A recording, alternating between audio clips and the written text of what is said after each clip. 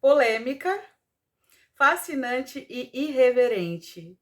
Esses são os adjetivos da nossa personagem de hoje. Vocês sabem de quem se trata? Não? Então eu vou contar o nome dela para vocês. Madalena Carmen Frida Kahlo e Caldeirão. Já sabem de quem eu estou falando? Sim, hoje nós vamos falar a história um pouquinho da Frida Kahlo. Esse é um pedido da Marineide. Má, um beijo, um cheiro para você, muito obrigada. Espero que você goste. Aliás, todos vocês gostem do nosso relato de hoje. Para quem não me conhece, eu sou a Fabi, do Toque SA. Sejam todos muito bem-vindos, bebês. Eu espero que vocês gostem. Logo aqui embaixo vocês podem deixar sugestões de vídeos, de histórias, de personalidades que vocês gostariam de que a gente contasse para vocês aqui. E bora pro nosso vídeo.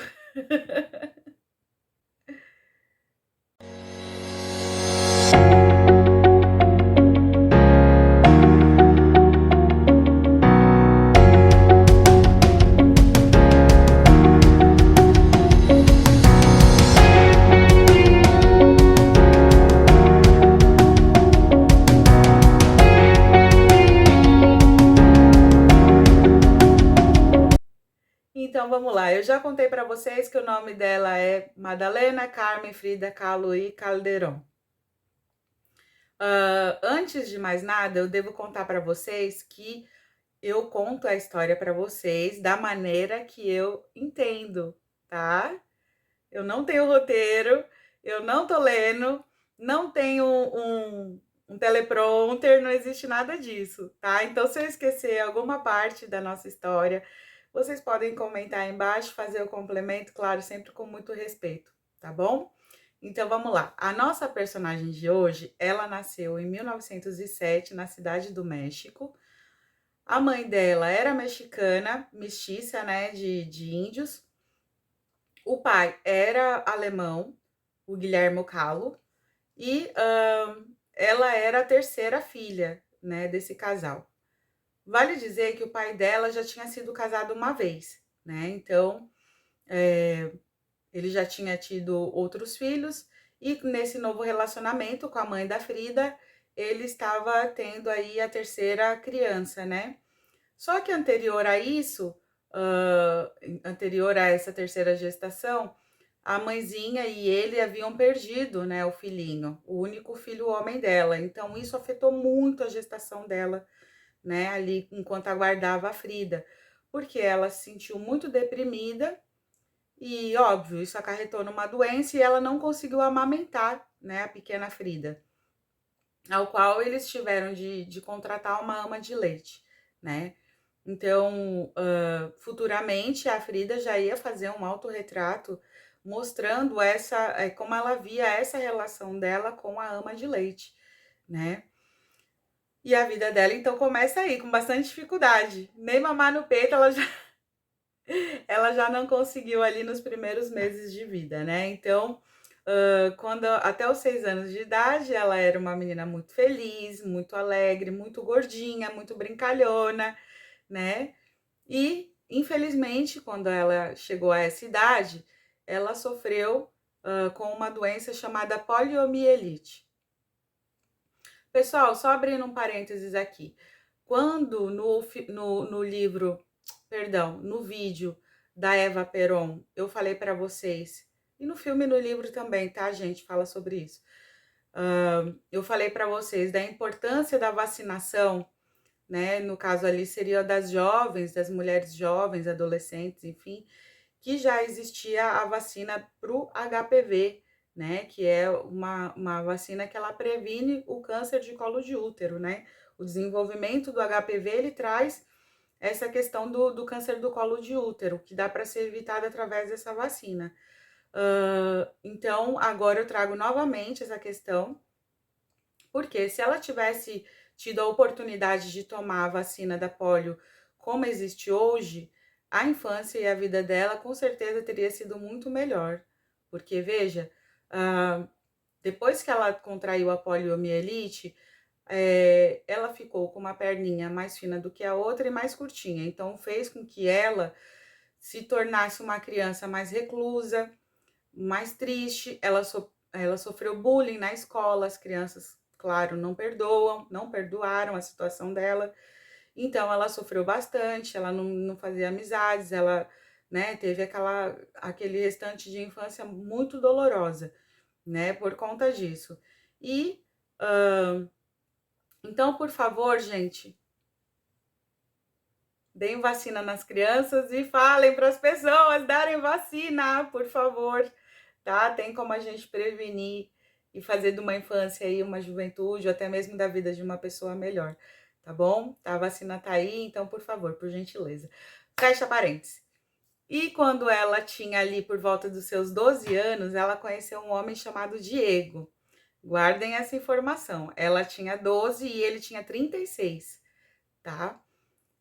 Mas ela seguiu. Na adolescência, ela tinha uma personalidade já bastante forte ali e ela demonstrava já na vestimenta, tá? Então, todas as meninas ali à sua volta se vestiam com vestidos, né? Adereços, joias, aquela coisa toda.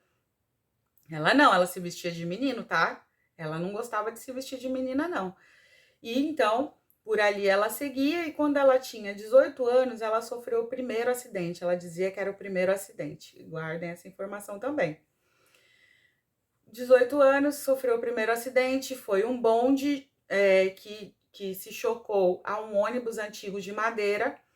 O primeiro namorado dela, que estava junto com ela, voltando da escola, não sofreu muita coisa. Agora ela, o acidente, assim, sabe, foi terrível. Ela teve vários ossos quebrados, ela teve o pé esmagado, ela teve escoriações diversas e, infelizmente, assim, eu vou contar de maneira bem delicada para vocês. Ela teve um ferro perfurando o corpo dela, literalmente de baixo para cima, tá, pessoal? Então, ele entrou pela pelvis dela e ele saiu aqui na região do quadril, dos ossos do quadril. Então, foi uma coisa assim que deixou ela bastante afetada psicologicamente e também acamada, né? Então, ela ficou engessada daqui até os pés, do pescoço até os pés, sabe? Ela não tinha como sair daquela cama próximo, assim, nos meses próximos, sabe? Ela ia ter que ficar acamada, engessada durante muito tempo. Então, ela sabendo que a família desse primeiro namorado dela não queria que ela prosseguisse com esse namoro, ela foi e terminou com ele, né? Ela falou: bom, eu vou ficar presa nessa cama aqui. Eu já não tô legal psicologicamente, já não tô bacana, né? Em todos os sentidos. Eu vou ficar mantendo esse relacionamento para quê? Então, ela terminou com ele mesmo gostando dele. Ele ficou muito triste, o Alfredo, e viajou para a Europa para estudar. Enquanto isso, ela começou a ter uma recuperação muito rápida. Em 3 meses ela estava muito bem e ele retornou, ainda muito apaixonado. Então ele pediu para ela para eles voltarem, retomar o namoro de onde eles pararam. Porém, ela dizia nesse tempo que ela já tinha perdido a virgindade dela, né? Então vocês lembram quando eu contei que o ferro perfurou o corpo dela? Então é isso. E que ela também gostava dele, então eles tentaram retomar ali o namoro, o relacionamento. Ela fez o seu primeiro autorretrato ali, né? Que é uma obra muito bonita, muito interessante, que já mostra como ela se via, né? A mudança que houve na cabeça dela e no comportamento dela em pouquíssimo tempo, né? Então ela já faz ali o seu primeiro autorretrato. Como ela conseguiu fazer esse autorretrato, gente? O pai dela e a mãe colocaram um cavalete, como ela ia ficar muito tempo acamada, eles colocaram um cavalete na frente dela. Primeiro foi um espelho, tá? Vale dizer que tinha um espelho. E depois eles colocaram um cavalete complementando isso. Então ela começou a fazer altos retratos, né? E através da arte também ela começou a se espremer ali, se exprimir no caso, né? Só que assim, ela fez 2 quadros da família dela e o restante todo foi de autorretrato. Todas as obras dela foram autorretratos, tá? Então, voltando, quando ela terminou desse moço, ela voltou com ele depois de um período, eles tentaram retomar a relação, eles ainda se gostavam, mas em dado momento ela achou que não era mais, né, que não dava mais certo, e ela terminou de vez com esse rapaz, o Alfredo, e ficou solteira. Quando ela já estava recuperada, que ela já havia saído dessa primeira situação onde ela se encontrava totalmente engessada, ela continuou se dedicando às artes, desistiu realmente da escola de medicina, né? Porque ela já estava se preparando aos 18 anos para ir para a escola de medicina, ela desistiu e resolveu se dedicar somente às artes plásticas, né? Mas ela já flertava com o Partido Comunista e com causas sociais, principalmente as feministas indígenas, tá? Ela já tinha esse flerte aí com com a política mesmo, né? Ela já queria ter esse engajamento político aí, logo em seguida a recuperação dela do primeiro acidente. Aí vem o segundo acidente.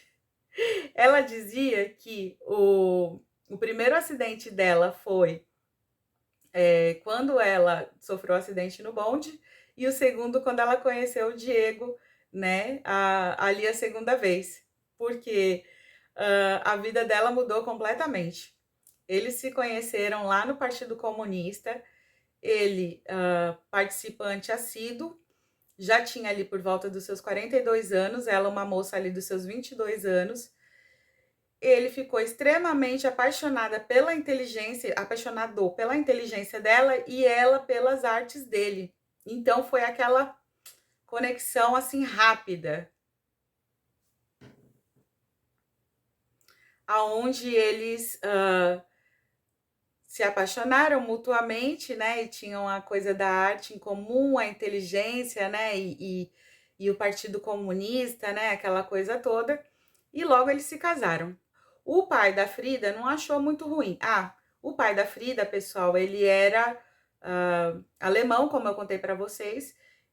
Ele já tinha sido casado uma vez, né? Eu acredito que isso é importante dizer. A mãe da Frida era a segunda esposa dele e ele era fotógrafo, né? Ele chegou no final dos anos de 1800 no México, vindo da Alemanha, e ele era fotógrafo. Então, uma das paixões da Frida era a fotografia também, não era só artes plásticas, não, tá? E aí ela retratou isso também, a paixão, o amor que ela tinha pelo pai, no retrato dele, onde ele tinha uma câmera do lado, né? Uma coisa assim, muito bonita, uma obra muito bonita.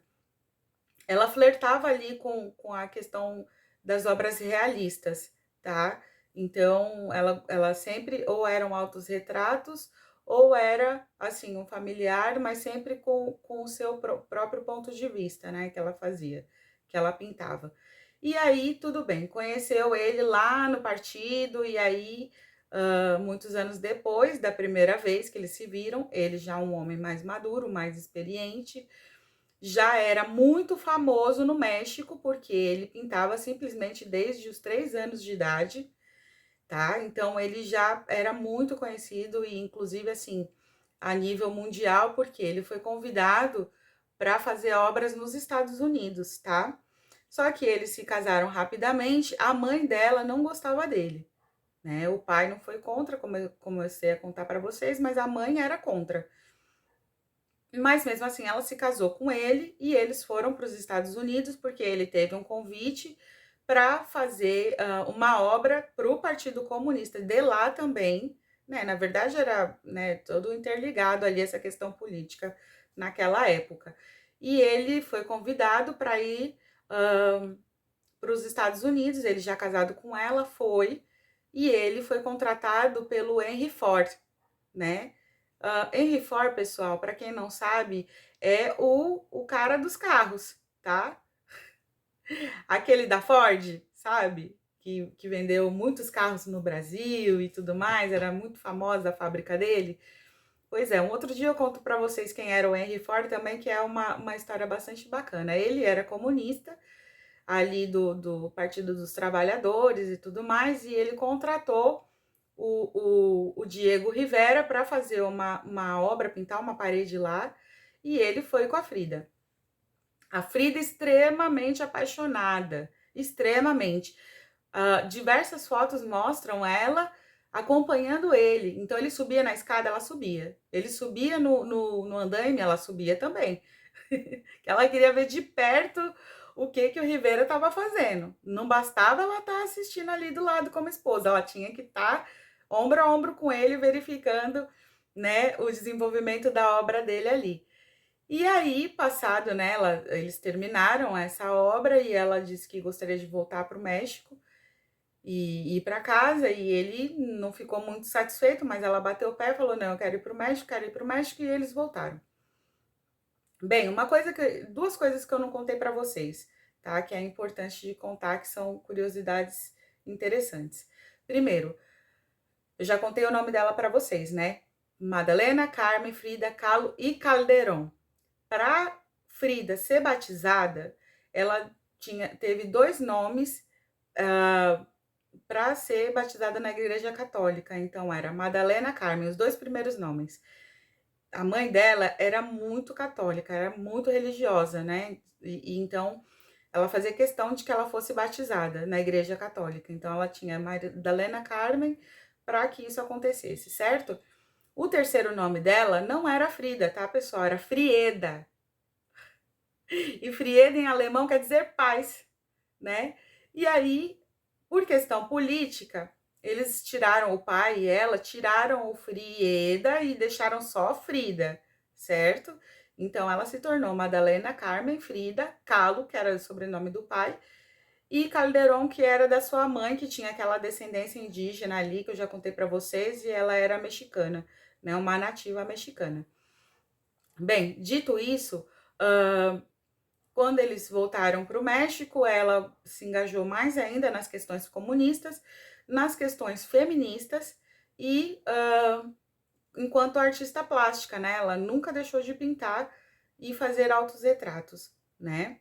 Agora, ela, dado o momento da carreira dela ali, ela se via doente, né? Então, foram 32 operações que foram feitas, né, durante a sua vida, né? Então, ela sempre tinha alguma coisa que ela precisava, então nesses momentos ela tinha de ficar de cama, né? Ela não podia se movimentar muito, ela não podia fazer coisas cotidianas, né? Então, desde de quando ela ficou, sofreu o primeiro acidente até aquele instante em que ela já se encontrava casada ali com o Diego e já voltava dos Estados Unidos, ela sempre precisava fazer novas cirurgias, precisava porque foi uma época de tratamento em que ela sofreu negligência médica, em que eles não tinham também condição financeira, né, de tratar ela de uma forma adequada, a família, no caso.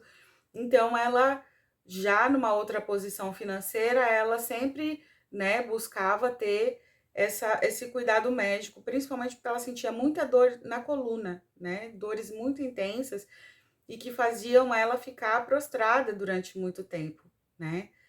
E, enfim, ela estava seguindo ali a vida dela, casada com o Diego, por sua vez, era uma peça rara, ele conseguiu ser expulso do Partido Comunista. Eu achei um barato quando eu soube disso, quando eu li sobre isso. Ele foi expulso do Partido Comunista, mas ela não deixou para lá. Ela continuou no Partido Comunista, ela era engajada em causas sociais, principalmente femininas e indígenas, né? E ela gostava muito dessa vida, assim, de polêmicas, né? E, enfim. E quando ela ficou muito doente mesmo, assim, por último, ela falou assim, viva la vida, né? Um dia. E aí, depois disso, se tornou um bordão. Direto ela falava, do nada ela falava, viva la vida! Quanto mais ela sofria, mais ela falava, porque ela achava que ela retratava muito sobre a dor que ela sentia, né? Os autorretratos dela todo comprovavam isso, né? Que ainda hoje é a artista que fez mais obras de autorretratos, né? Ela exprimia toda a dor que ela sentia ali. Só que nem sempre ela sentia toda essa dor, tá?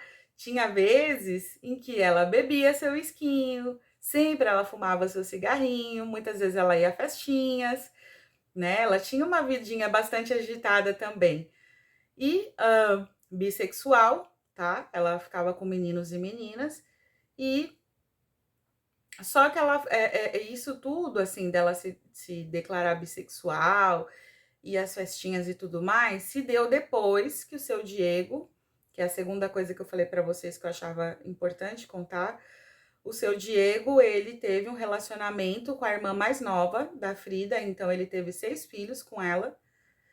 E quando ela soube a primeira vez dessa traição, isso devastou ela muito, deixou ela muito triste, porque ela já havia perdido 3 nenenzinhos, né? Ela, por conta do primeiro acidente, ela teve o útero perfurado, então ela não conseguia levar as gestações adiante, né? Então ela se sentiu muito ultrajada, ela se sentiu muito traída, foi muito triste para ela. E essa depressão foi muito intensa, muito profunda, né, para ela. Então, quando ela se recuperou, foi a fase que ela mais curtiu a vida, né, que ela falava viva la vida, né, porque aí ela já estava ali naquele passeio de meninos e meninas, né, ela ficou com uma grande cantora mexicana, ela teve um relacionamento com um grande artista lá também, bem renomado, se eu não me engano ele era russo, e foi a época que doeu no Diego. Então, assim, eles se separaram algumas vezes, né, anterior a isso, mas nessa época eles se divorciaram real, né? E ela seguiu a vida. Só que eles se amavam muito, gente. Eles tinham uma paixão louca. Ele dizia que era extremamente apaixonado pela inteligência dela e ela pelo artista que ele era, pelas obras dele, né? Então eles, depois de um tempo, depois do Diego muito insistir, eles resolveram se casar novamente. Então eles se separaram várias vezes, eles se divorciaram uma vez e depois eles se casaram de novo. Foram 2 casamentos, né? Porque eles não conseguiam estar longe um do outro. E ele construiu uma casa do lado da dela, né? Nesse período, porque ela falou para ele assim: olha, depois disso que você fez, essas traições, e principalmente com a minha irmã, eu volto para você, mas tem uma condição, eu não vou conseguir mais me relacionar com você como antes, então eu não quero ter relação amorosa com você, entendam, amorosa, e quero ter o meu canto. Eu quero me manter, eu vou trabalhar e vou viver com o meu sustento. Aí ele falou, ok. Ele disse que ele aceitou logo de cara, porque a coisa mais feliz da vida dele foi quando a Frida voltou para ele. Entenderam? Então, assim, era um romance muito escancarado, muito rasgado, muito de altos e baixos, muito de flertes, de traições, mas eles, dentro do que eles viviam, tinha ali sua certa fidelidade, né? Tinha ali aquele amor que pulsava. Bem, lembra que eu contei para vocês que ela teve poliomielite na infância? Pois então, ela ficou com uma perninha mais fina, usando sapatinho de salto, né? Porque uma ficou mais fina e mais curta. Ela sofreu muito bullying na infância, ela foi uma criança que sofreu demais na escola. E depois de adulta, que ela continuava com essa perna fina e o salto, o que aconteceu? No dia do casamento deles, voltando um pouquinho na história, no tempo, no dia do casamento deles, o Diego teve a fascinante ideia, esplendorosa, excelente ideia de chamar a ex-esposa dele para o casamento deles. Barraco de família rolou na hora, tá, gente? De verdade. Ela levantou a saia da Frida e mostrou, falou: olha aqui com o que o Diego tá casando. Me deixou, entre aspas, terminou comigo, entre aspas, para estar com essa senhora. Então, assim, do primeiro dia do casamento deles para lá, nunca foi flores, gente. Sempre foi atribulação. Ele ficou muito chateado com essa coisa da ex-esposa dele, lógico, ela, então, Deus o livre. E aí, quando aconteceu isso com ela no dia do casamento, ela passou a usar roupas compridas, vestidos compridos, saias longas, né, que pudessem esconder de fato aquela questão, né? Porque até então não era tão problema, mas o dia que a ex-mulher dele chegou lá e fez isso no dia do casamento, na hora do casamento, ela ficou muito abalada, muito abatida. E aí então vem disso essa questão das vestimentas dela, que aí ela começou a fazer uma mistura. Depois que eles voltaram dos Estados Unidos, ela voltou com gás total e ela começou a fazer aquela mistura que a gente vê, que até mesmo no carnaval é muito quando se fala tô vestida de Frida Kahlo, né? Porque são roupas coloridas, são adornos de cabeça, assim, são flores. Então dependia muito, o cabelo dela, os penteados dela dependiam muito do que ela estava vestindo ali, né? Porque ela gostava muito de misturar uh, a roupa, a influência, a cultura indígena que ela trazia da mãe e a cultura mexicana, né? E de uma maneira assim, livre, de uma maneira que ela pudesse optar. Então, o cabelo era de acordo com o vestido que ela estava usando, às vezes botava flores, às vezes não, às vezes tinha adorno, às vezes não, às vezes usava batom, às vezes não, dependia do estado de espírito dela realmente. Mas fazia questão de exprimir, no caso, né, essa personalidade dela com a vestimenta dela, que eram influenciadas, como eu te falei, falei para vocês, cultura do México e cultura indígena, que ela herdou da mãe dela. Pronto. O cabelo também é outra coisa interessante que eu vou contar para vocês. Quando ele trai ela com a irmã, uma das coisas que o Diego mais gostava nela e ela sabia era o cabelo. Então, ela sempre teve os cabelos muito compridos, aquela coisa, aquele cabelo bem cacheado, aquele cabelo volumoso. E para afetá-lo, ela cortou esse cabelinho curtinho, né?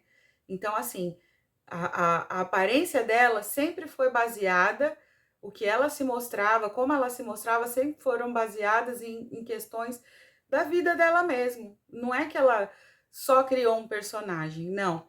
Quando ela se tornou aquela pessoa acamada, que ela sofreu aquele primeiro acidente, digamos assim, terrível, ela passou a desenvolver múltiplas personalidades, né? Ela, até isso ela também retratou, tá, pessoal? Uma foto onde ela se revela em duas vezes, né? E a conexão que existia entre as duas personas. Por que que isso é importante dizer para vocês? Porque ela tinha essa coisa muito forte que jamais foi vista em outras artistas, principalmente as plásticas, tá? Então, muito se fala até hoje sobre a Frida por conta disso, tá? Ela exprimiu o sofrimento, às vezes ela nem estava tão triste assim, às vezes ela estava vivendo a vida, mas ela botava a dor, ela botava o que ela sentia nas obras dela, porque ela achava, ela era um autorretrato do que ela já sentiu ou estava vindo a sentir novamente, certo? Ela sempre falava sobre si. Ela só fez 2 retratos da família, o restante foi todo sobre ela. A obra dela é fascinante, mas ela é toda sobre a vida dela, a passagem dela, inclusive as fotos que relatam, que demonstram, que mostram pra gente ali as vestimentas dela, tá certo? Então, para encerrar o nosso vídeo, a Frida Kahlo, ela faleceu ali por volta de 1957, se eu não me engano, na própria cidade do México, aonde ela sempre viveu. Ela teve um museu feito para ela, que é na Casa Azul, que foi a casa que ela mais passou a vida dela, que era a casa da família dela, dos pais dela, né? Então, hoje é um museu dedicado a ela. Ela foi cremada, ela faleceu de uma embolia pulmonar, apesar dela ter tentado várias vezes a, a tirar, né, a própria vida, se eu não me engano, foram 3 vezes. O Diego, muito romântico que era, dizia que se ela se fosse, ele ia sentir muita falta. Então ela dizia que ela deixou de fazer isso contra si mesmo, porque ele convenceu ela de que ele sentiria falta dela, né? Então, assim, eles eram extremamente românticos à sua maneira. E as cinzas dela permanecem nessa casa, nesse museu. Como eu contei para vocês, eles construíram, o Diego construiu uma casa do lado da casa dela, né? Quando eles voltaram da última vez, que ela impôs as regras para ele, e essas casas são conectadas por túneis hoje. E lá nessa casa que era dele, também tem o museu dele, do Diego Rivera, com as obras dele e contando ali a história dele lá no México. Então, os dois, como artistas grandes que são e fizeram a história, têm suas próprias seus próprios museus, né, ali em homenagem e também expondo toda a obra deles. E é importante, gente, que a gente pense agora, tá? Vamos lá, já para encerrar o nosso vídeo aqui. É importante que a gente pense o porquê nós não fazemos, né? Eu fiquei pensando sobre isso para contar essa história para vocês. Por que nós não fazemos? Por que nós não fazemos, né? As coisas que nos dão vontade de fazer, né? Por que nós não fazemos? Então, não há motivo, né? Vamos fazer, vamos viver, viva lá a vida, né? Como diria Frida Kahlo, porque mesmo quando ela estava sentindo muita dor, ela ia na festinha, ela tomava seu whiskyzinho, ela vivia a vida. Claro, né? A sexualidade dela não era segredo, era bissexual, saía com meninos e meninas, mas era uma pessoa apaixonada, uma pessoa apaixonante. E viveu ali a vida do jeito que ela achava que estava certa, e esse é o caso de hoje. Vamos viver a vida. Eu espero que vocês possam se inspirar um pouquinho nessa história dela. Eu me inspirei. Não vamos deixar para depois, porque pode acontecer alguma coisa, primeiro, segundo acidente, ou sei lá o que a vida nos proporcione. E mesmo que isso aconteça, vamos fazer as coisas acontecerem, né? Vamos do limão fazer a limonada e seguir a vida e amar, ser amados e viva la vida, tá certo? Um beijo grande, eu espero que vocês tenham entendido, gostem do nosso vídeo, deixa aquele like, compartilha, não é inscrito? Por favor, se inscreva no nosso canal. Um beijo para vocês e até a próxima. Tchau, tchau.